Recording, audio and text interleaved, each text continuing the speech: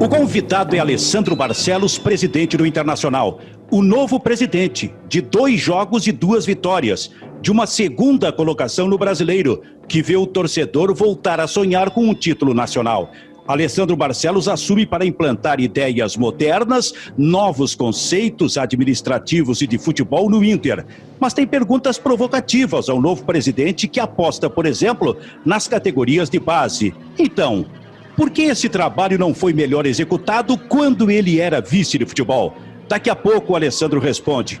Mas Alessandro Barcelos, novo presidente do Inter, eu já faço a primeira pergunta, a primeira provocação. Qualquer projeto de futebol depende dos resultados dentro de campo. Por coincidência, o senhor ganha a eleição e o Inter cresce no rendimento e nos resultados. Neste caso específico, os resultados se impuseram diante da convicção, mudaram a sua ideia, fazendo com que o senhor tivesse que manter o técnico Abel Braga, presidente Alessandro Barcelos? Benfica, de maneira nenhuma. O que faz um clube forte é aquilo que representa a instituição. O Internacional é uma instituição. O Internacional não é propriedade de gestão. As gestões que entram e saem do clube têm que fazer com que o clube seja vitorioso. Nós estamos vivendo um momento ímpar na história do futebol. Um ano de pandemia e um calendário que se atravessou, ou melhor, uma eleição que acontece no meio de uma competição em andamento. E nós entendemos que o melhor para a instituição internacional, para o momento do clube, é a manutenção do trabalho que vem sendo feito.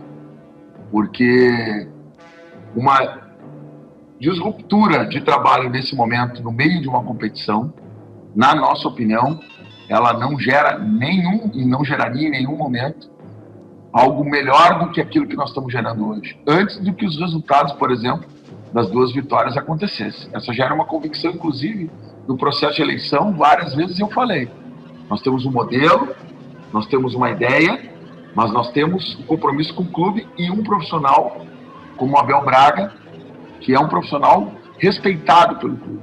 Um profissional que tem, na sua história, no seu trabalho hoje, inclusive, condições de nos conduzir. Então, desta forma, nós tomamos a decisão da manutenção, pensando no clube, sem pensar em vaidades, em projetos de gestão ou alguma outra questão que pudesse ser maior do que o Internacional. A manutenção do Abel, presidente Alessandro Barcelos, com prazo de validade no contrato, isso é, encerra oficialmente, independente do que acontecer em termos de classificação do Inter no Campeonato Brasileiro, no final de fevereiro, o compromisso com o Abel?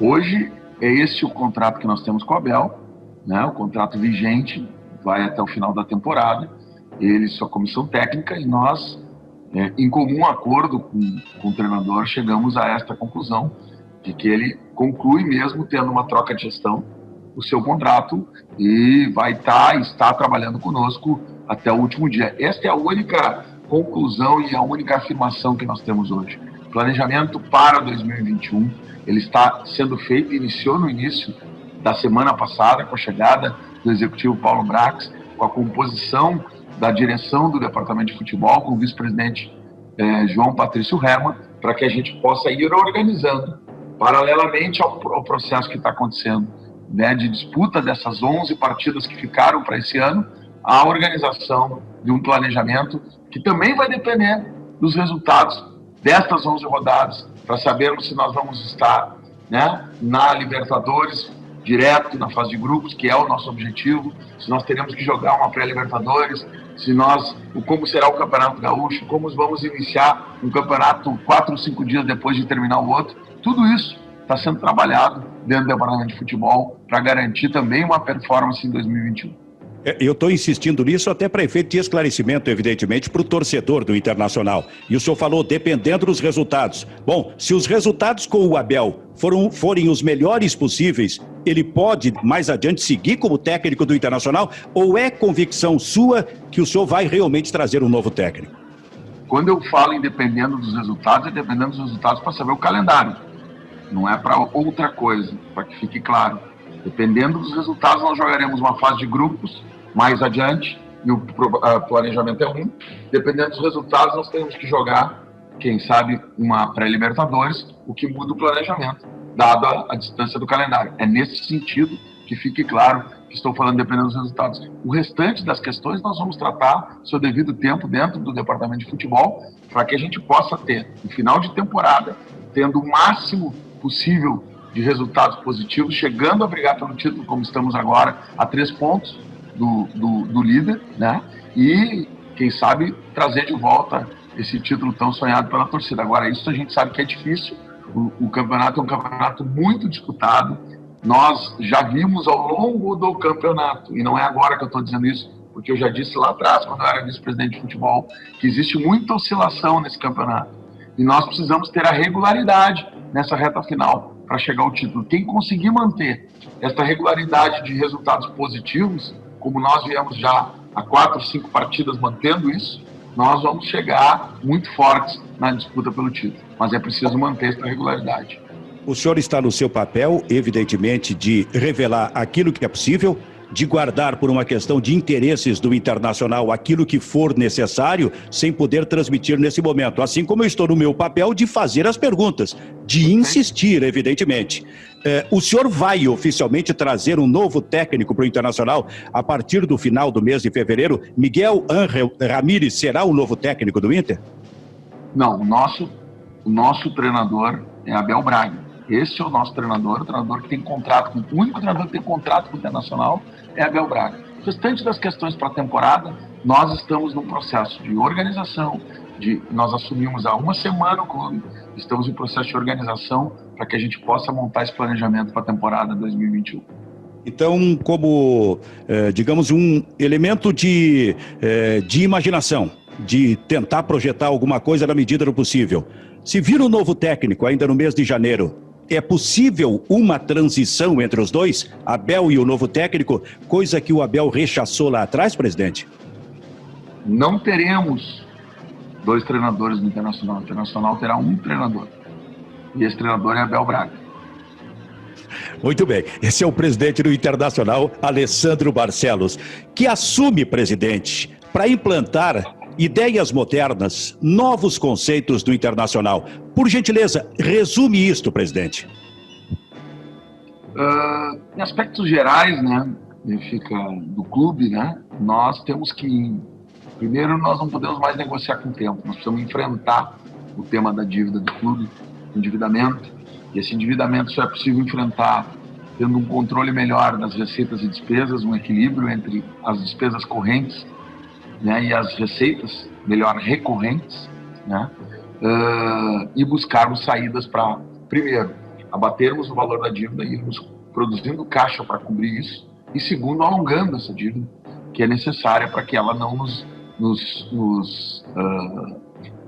sufoque no curto prazo. Porque aí sim a gente consegue fazer uma gestão de fluxo de caixa, mantendo aquilo que é importantíssimo para nós, que são as nossas obrigações em dia, para que a gente possa cumprir com aquilo que é nosso compromisso com os funcionários, com os atletas e com as nossas obrigações legais. Nesta ordem, a gente vai trabalhar com a busca de novas receitas a partir de um plano de sócios, a partir de tornar o Internacional o clube mais digital do Brasil, de levar conteúdos exclusivos, de levar experiências exclusivas a esses sócios. Essa é uma parte desse processo que a gente está chamando aí de equilíbrio econômico e financeiro com geração de receita. Do outro lado, o futebol.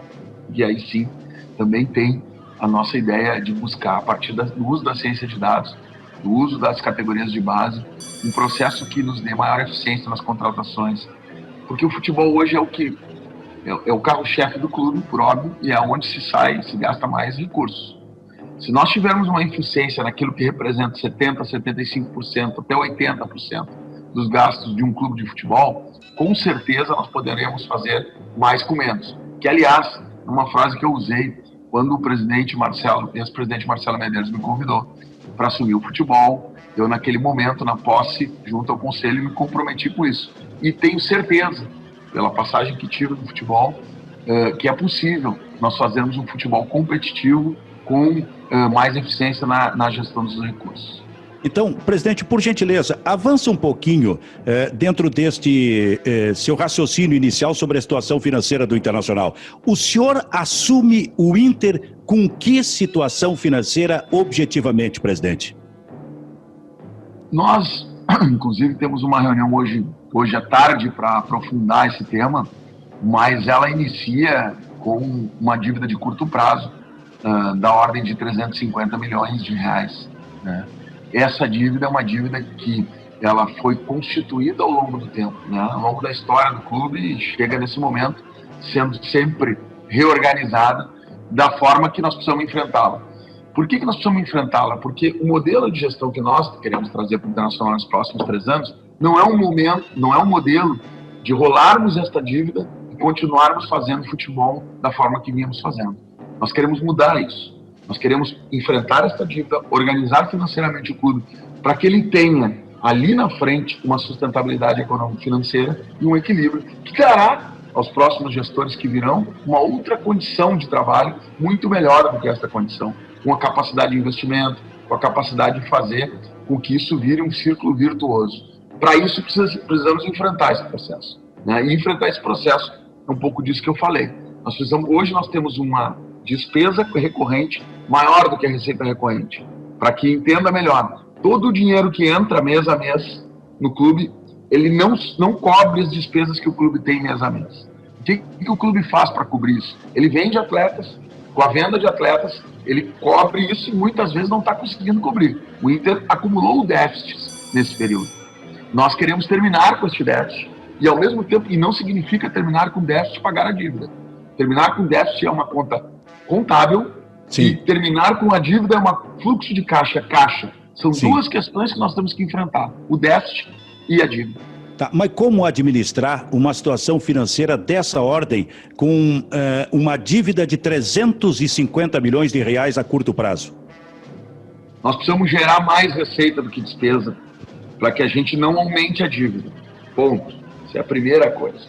A segunda coisa, nós temos que pegar e gerar caixa, seja com a venda de atleta, seja com a possibilidade de novos contratos ou com a redução de custo, para pagar a dívida. Então são duas coisas: estancar a dívida, estancar a despesa financeira, que é quem financia, no fim ao cabo, a dívida, que tu busca no banco, gera juro, tua despesa financeira vai aumentando e tu vai pagando mês a mês. Nós temos que estancar essa dívida, primeiro passo, e o segundo, nós temos que pagar essa dívida. O pagar essa dívida tem duas formas. Uma forma, evidentemente, gerando caixa e colocando recursos, organizando esses credores. E a segunda forma é alongando essa dívida, buscando negociações fiscais, tributárias, o que for possível, para que a gente possa, daí sim, terminar com essa dívida ao longo do tempo. Isso não significa que em um ano nós teremos reduzido toda a dívida. Não é trabalho para um ano, é trabalho para no mínimo os 3 anos da nossa gestão, nós reduzirmos essa dívida no limite que a gente conseguir, ou seja, muito próximo de zero.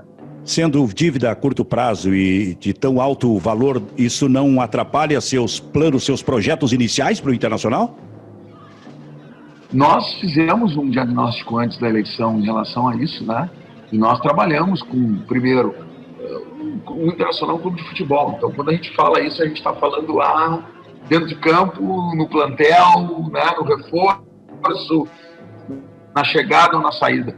Nós temos convicção que temos hoje um plantel competitivo. Tanto é que estamos brigando pelo título brasileiro, lideramos a competição no primeiro turno durante um bom tempo. Evidentemente que a gente vai ter um clube grande, nós estamos atentos ao mercado, para que a gente possa, visualizando lacunas, podendo contribuir, mas, ao mesmo tempo, nós entendemos que é possível fazer a gestão dentro de campo, com essa equipe competitiva e fora de campo, com a redução de custo, aumento de receita, né? E sim, venda de atletas, mas não venda de atletas para que a gente possa virar uma bola de neve gastando mais do que a gente arrecada. E sim uma venda de atletas que nos possibilite, parte disso, trabalhar com reforços e parte disso, pagar um pouco da dívida, que é um compromisso nosso também com um associado que apostou nesse projeto. Presidente Alessandro Barcelos, o futebol dentro de campo. Qual vai ser a verdadeira função do seu vice de futebol? Um pouco diferente dos vices de futebol tradicionais do Internacional. Aliás, o senhor foi vice de futebol e pode falar a respeito desse assunto, o seu vice João Patrício Herman. Benfica, nós temos um conceito que é central nesse projeto. Os dirigentes são passageiros e são políticos, e o clube tem que ser profissional. Nós não temos mais como administrar uma instituição que fatura mais de 400 milhões por ano, entendendo que um dirigente divide o seu tempo com a sua vida profissional e o trabalho do clube. Esse dirigente ele tem que ser um garantidor dessas estratégias, ele tem que ser um político, porque é isso que ele é no clube, um dirigente que dê condição para que os profissionais trabalhem cobrando metas, cobrando resultados, cobrando objetivos e fazendo esta relação, no caso do vice-futebol, com o conselho de gestão. Esse é o papel do vice-futebol. E eu tenho certeza, porque já discutiu muito isso com hoje o nosso vice-futebol, João Patrício Herman, e com outros que nos ajudaram a compor o comitê de futebol que organizou o projeto todo, e todos têm a mesma visão sobre isso, né? Muitas vezes até incompreendida pela cultura do futebol, principalmente do futebol gaúcho, que ainda enxerga no dirigente aquele dirigente que dá palestra sobre o modelo de jogo, aquele dirigente que bota o pé na porta e daqui a pouco está escalando o time. Ainda tem um pouco dessa cultura, infelizmente. Eu falo a minha opinião.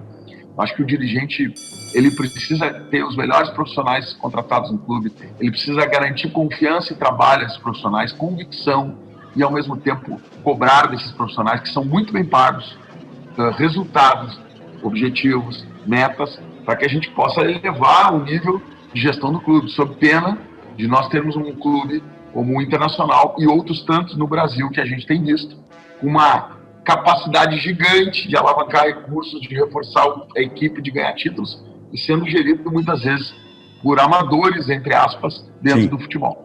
Por isso aquela necessidade de contratar, digamos assim, de buscar uma espécie de coordenador de futebol. Se falou tanto no Pedrinho, que hoje é comentarista da Sport TV, durante a campanha eleitoral, durante a eleição do Internacional.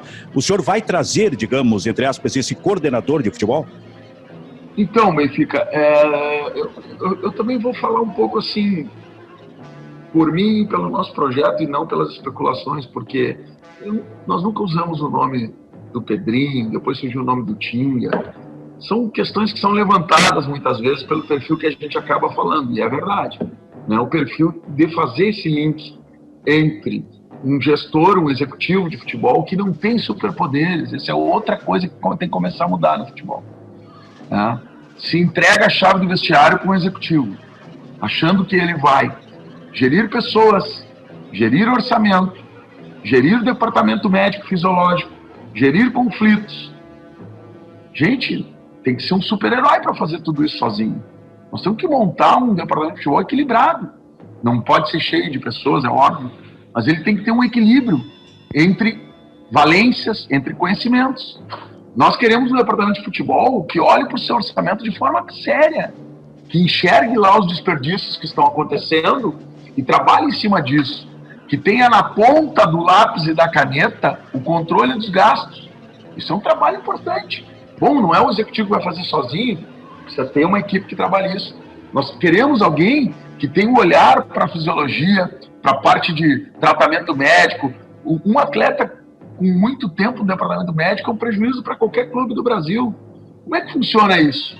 O cara tem conhecimento para isso? Não, precisa ter alguém que cuide disso. O conflito, a relação, treinador, de direção e jogadores. Então, neste sentido, o nosso organograma trabalha com a ideia de ter um executivo de futebol e junto dele um coordenador técnico.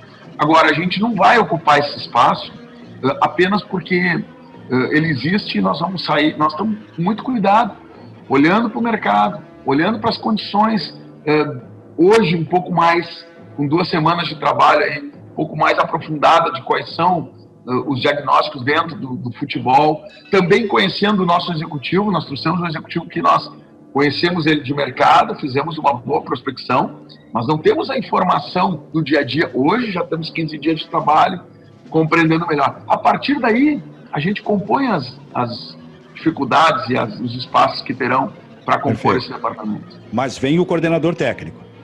Sim, nós estamos trabalhando com isso. Então agora, o organograma... caso específico, está no organograma, exatamente. Perfeito. O organograma do departamento de futebol tem o vice de futebol, tem o diretor executivo e tem o coordenador técnico. O nosso organograma é muito simples. Ele tem um organograma político e um organograma profissional. O organograma político, o vice-presidente de futebol se reporta ao conselho de gestão, né, e garante com que o organograma profissional funcione e trabalhe. Como é que funciona o organograma profissional?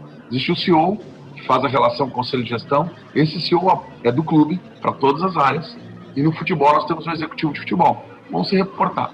Abaixo do executivo de futebol nós temos o coordenador técnico, que vai fazer essa relação que eu já falei aqui, e 5 gerentes. Gerente de administração, que é aquele que faz toda a parte de suporte, back-office, contratos, logística, é o gerente de administração. O gerente de análise de dados, que é aquele que vai fazer toda a parte que nós chamamos de CAPA e CAD, que é a análise de desempenho dos adversários, do nosso time, é a análise do mercado dos jogadores, como que jogam, como que não jogam, faz todo o raio-x daquilo que nós queremos. Um gerente de transição, que o Julinho Camargo foi contratado, que é para dar efetividade a essa política de aproveitamento da base, ou seja, vai fazer o elo Alvorada, futebol de base com futebol profissional. A comissão técnica e o gerente de mercado, que vai fazer todas as transações, compras e vendas, saídas, empréstimos, contratações. Este é o organograma do futebol, são esses 5 gerentes com um diretor executivo. Perfeito. Tu referisse o Julinho Camargo, já entrou de alguma forma na questão das categorias de base, que é um objetivo, quase uma obsessão tua. Tu entendes que o Internacional precisa ter, lá no seu 3º ano, precisa estar trabalhando com 40% do seu grupo, sendo de jogadores vindos da categoria de base.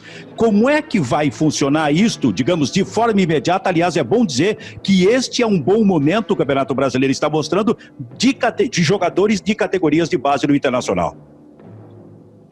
Benfica, nós no futebol trabalhamos, e aí tem todo o trabalho das categorias de base, tem todo o trabalho do ex-diretor executivo Rodrigo Caetano, tem participação da antiga comissão técnica.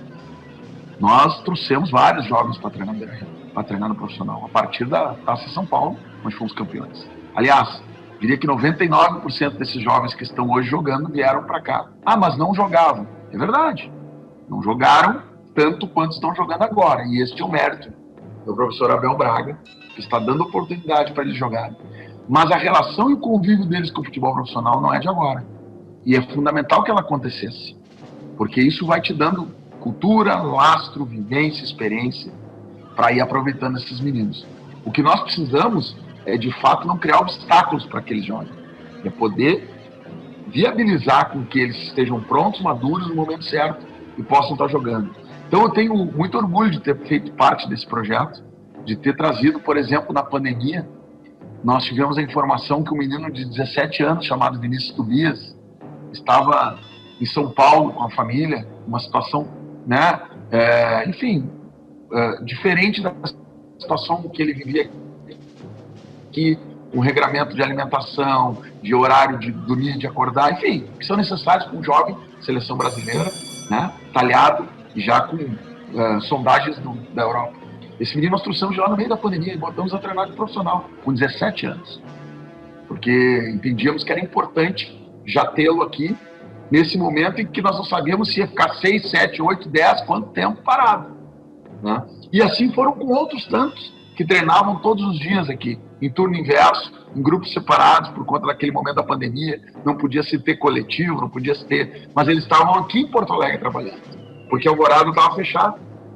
E aí foram convivendo e ao mesmo tempo foram fazendo treinos, e aí quando liberou o coletivo, faziam jogos contra a equipe que não jogava, no dia seguinte jogava contra eles, e foram sendo assistidos, e muitos deles hoje estão, vamos dizer assim, com condição de serem aproveitados. Não só no time profissional que está jogando, mas naquilo que a gente chama de transição, que vai ser necessária para um calendário também que vai entrar em 2021. Então, aí quando eu faço essa relação com a tua pergunta inicial, por que tem convicção na manutenção do Abel, não tem? Isso é pensar no clube, é continuidade de trabalho. Se sou de projetos pessoais, nós vamos prejudicar o Inter. E esse não é o nosso desejo. O desejo é que a gente tenha continuidade, porque a continuidade de algumas questões, elas vão nos dar resultado ali na frente. Perfeito. Agora, eu tenho uma tese. Aproveitamento de jovens jogadores, e eu já vi tantos jovens jogadores, aproveitamento não se dá apenas por colocá-los no grupo principal, e sim usá-los. e sim firmar 2 ou 3 como titulares, como está acontecendo nesse momento, por exemplo, com o Praxedes. Aliás, por que eu falo do Praxedes hoje? Porque eu falo do Praxedes há 6 meses, quando eu via no Praxedes um potencial para ser um jogador de qualidade de passe, qualidade técnica, que talvez o movimento de meio campo do Internacional estivesse precisando. E o garoto entrava com 40 minutos no segundo tempo. Isso não é aproveitar garoto de base. Enfim, e houve um momento em que o vice de futebol era Alessandro Barcelos. Por que esse tipo de atitude, de aproveitamento para afirmar como titular já não foi tomado lá atrás e se começa a fazer isso agora com mais intensidade? Benfica, é importante isso, tá? Nós trabalhamos muito em cima de diretrizes. Quando a gente estava no futebol, a mesma coisa.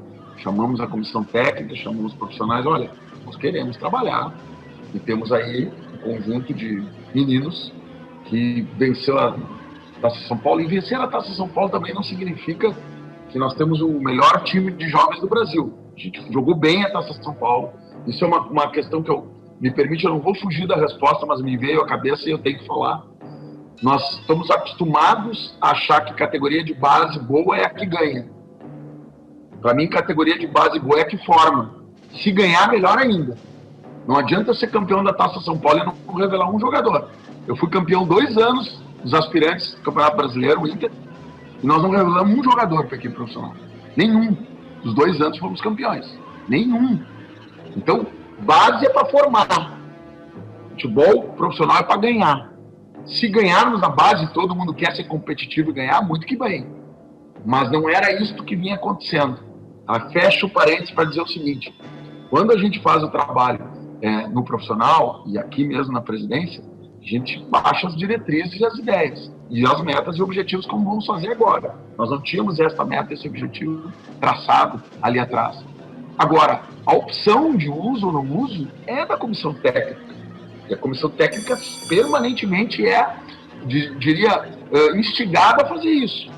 Né? Eu vi em alguns momentos treinos importantes, jogos, entrou bem, não teve sequência. Óbvio que a gente fazia avaliação sobre isso, mas dando a responsabilidade à comissão técnica. Que bom que no momento em que o Abel assume o clube, né, ele consegue fazer, a partir do seu modelo de jogo, diferente do modelo anterior, uma forma de fazer com que esses dois, vou pegar os dois mais efetivos, o Praxedes e o Yuri Alberto, e o Caio, estão jogando. Mas eu poderia dizer também que lá atrás, o jogador que foi titular não tinha jogado nem 3 partidas pelo time titular, que foi o Bruno Fux, e foi colocado num Grenal, voltando à seleção olímpica, com 2 dias de treino, e jogou como titular e foi vendido. Quer dizer, isto vai do treinador, entendeu? Gostou achou que era o momento do Bruno Fux, achou que era o momento de um outro jogador, mas não achou que era do Praxedes. Bom, agora as coisas melhoraram. Isso que a gente tem que trabalhar no dia a dia. Tem que dizer, a nossa diretriz é essa. Não terá outro jogador para substituir. Não virá um medalhão para entrar ali. Ali, nós estamos com... Agora o treinador tem que fazer jogar. Esse é o trabalho do dirigente, e da comissão técnica, do executivo, de construir esse ambiente. Não tem que ser filosofia do clube fazer o técnico entender que ele precisa usar esses jogadores? Não é, nesse caso colocado por ti, não é deixar o técnico muito solto? Perfeito. O treinador Eduardo Cudê, em primeiro lugar, não foi eu que contratei. Trabalhei com o Eduardo Cudê e fui construindo com ele uma relação que, admito, foi muito boa, mas ele tem as convicções dele e foi contratado por isso. As convicções nossas são outras de aproveitamento maior da base. E isso vinha sendo feito na medida em que a gente conseguia, né, avançar alguma coisa. Diferentemente, né, do Abel, que tem outra visão hoje. Então, eu acho que parte muito da convicção, e eu concordo contigo, do dirigente, de quando contratar o seu treinador e quando trabalhar com ele. Porque, claro, que essas são diretrizes de uma gestão e que assim será o trabalho. Perfeito. 2 questões para encerrar, Alessandro Barcelos. O futebol feminino. Qual vai ser a importância que o futebol feminino terá para a tua administração como presidente do Internacional? Benfica, nós estamos fazendo a transição, inclusive, estatutária, que o futebol feminino, até a gestão passada, ele pertencia a uma vice-presidência de relacionamento social. Sequer era ligado à vice-presidência de futebol. E começamos a fazer isso há 2 semanas, esse trabalho.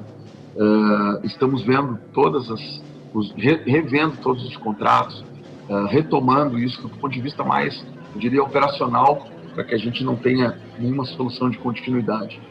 Mas, do ponto de vista geral, nós achamos que o futebol feminino precisa, primeiro, ter uma outra estatura dentro do futebol, diria em geral, tenha uma condição de sustentabilidade melhor, né, financeiramente, e com isso a necessidade do clube trabalhar junto à CBF, trabalhar junto aos patrocinadores, trabalhar junto à sua marca, né? O Inter tem uma marca muito forte, que ela é pouco utilizada em relação ao futebol feminino. Com isso, inclusive, poder ter recursos carimbados para a venda de produtos, por exemplo, para uso das mulheres, que esses produtos sejam específicos, a receita deles, né, os royalties, o licenciamento, a marca, para investimento no futebol feminino, para a gente alavancar um pouco mais os recursos, poder dar sustentabilidade, poder fazer times competitivos. O Inter vem trabalhando, né, foi campeão gaúcho, vem trabalhando nas categorias de base, já foi campeão sul-americano, enfim, tem trabalhado nisso. Nós queremos cada vez mais elevar esse nível de competitividade. Como é que vai ser o relacionamento com o Internacional, explorando a marca, o relacionamento com o torcedor do Internacional, explorando uma marca tão forte como é a do Inter? O que vai mudar em relação àquilo que vinha sendo feito dentro desse relacionamento, Alessandro? Nós entendemos que, só para relacionar isso sempre com o processo de gestão corporativa que a gente tem aqui, nós entendemos que a receita possível, do ponto de vista da elasticidade, para nos dar uma receita recorrente maior do que a gente tem hoje, ela se concentra na receita com sócios. Por quê? Porque nós achamos que temos um potencial de chegar a 200 mil sócios no Internacional. Nós trabalhamos com uma pesquisa onde nós retiramos dados do IBGE, pegamos e estratificamos a população, colorados e não colorados, fomos bastante conservadores em relação a isso. Retiramos pessoas que não teriam condições financeiras para contribuir com uma mensalidade, por exemplo, que é da nossa categoria, nada vai nos separar de R$25 por mês. E chegamos à conclusão que nós temos potencialmente 1.200.000 colorados ou coloradas que teriam condição de contribuir com R$25 todo mês. É um almoço por mês para o Internacional. Por que não fazem isso? Não fazem isso porque nós temos um produto. Nós só temos o dia do jogo, o jogo em si. E esse sócio se associa para vir no estádio. E quando nós temos um estádio com limitação de 50 mil pessoas, e tu tem 120 mil sócios, em jogos grandes tu já tem 70 mil sócios que não conseguem entrar no estádio.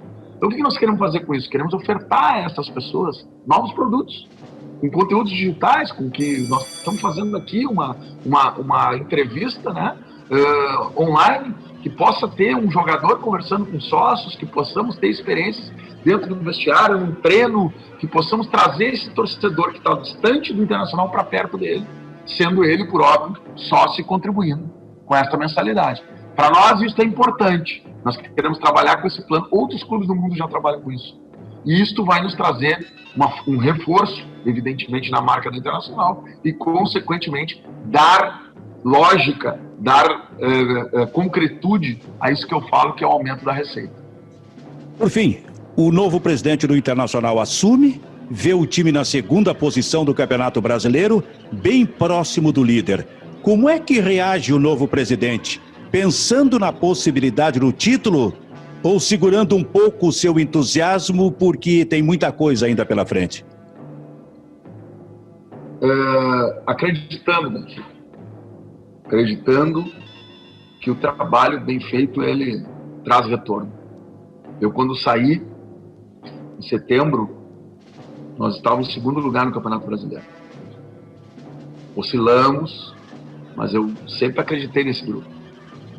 E, infelizmente, hoje conseguimos chegar de novo a esse lugar. Falta pouco. É um campeonato muito difícil. Nenhum de nós, tanto no vestiário quanto no clube, acha que o sentimento é de que estamos aptos e próximos a vencer. Nós sabemos que temos adversários difíceis, que estão trabalhando muito, mas a gente não vai deixar de acreditar em nenhum momento. Trabalhar, faltam aí 9 jogos, né? Jogos de confronto direto teremos pela frente, jogos traiçoeiros, como o que tivemos agora contra o Goiás, jogos difíceis que em outros momentos, inclusive, eu vi vários amigos dizendo, em outros momentos, todo mundo fazia a sua parte, quando chegava a vez do Inter, trancava. Conseguimos superar essa barreira também, e tudo leva a crer que a gente vai fazer um final de campeonato bastante forte, bastante motivado, né? Essa, aliás, é uma característica fundamental do nosso treinador. É talvez o melhor gestor de grupo que eu conheço, né? Já demonstrou isso onde passou e aqui ele se sente em casa. E, portanto, esse trabalho está sendo muito bem feito, muito bem executado pelo Abel e muito bem compreendido pelo grupo. E essa é uma das razões que a gente tinha de fora a impressão que era. Quando a gente chega, a gente confirma isso. E é uma das razões que a gente tem absoluta convicção de que estamos fazendo a coisa certa para chegarmos e tirarmos desta reta final o máximo que a gente consiga e, quem sabe, aí, o título tão sonhado por todos nós. É entusiasmado com o Abel, presidente? Ele pode ficar? O Abel tem as portas abertas no Beira-Rio. O Abel faz parte da vida do Internacional, né? Ele sabe disso.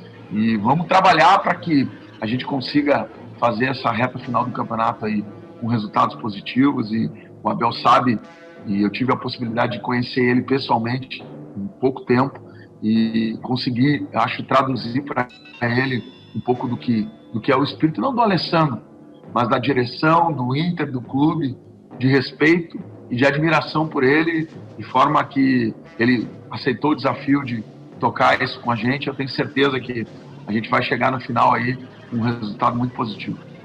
Alessandro Barcelos, presidente do Internacional. Muito obrigado, presidente. Obrigado, um bom ano para todos nós, vamos fazer de tudo já para que esse final de temporada seja um final eletrizante, positivo, que a nossa torcida, né, lamentar que a nossa torcida não pode estar aqui na arquibancada, porque sem dúvida nenhuma esse jogo contra o Goiás era jogo para 50 mil, o jogo contra o Fortaleza era jogo para 50 mil, mas o pensamento positivo, a energia está junto, e a gente vai trabalhar muito para concluir essa primeira etapa e aí trabalharmos com mais 3 anos aí buscando títulos, buscando alegrias. Muito obrigado.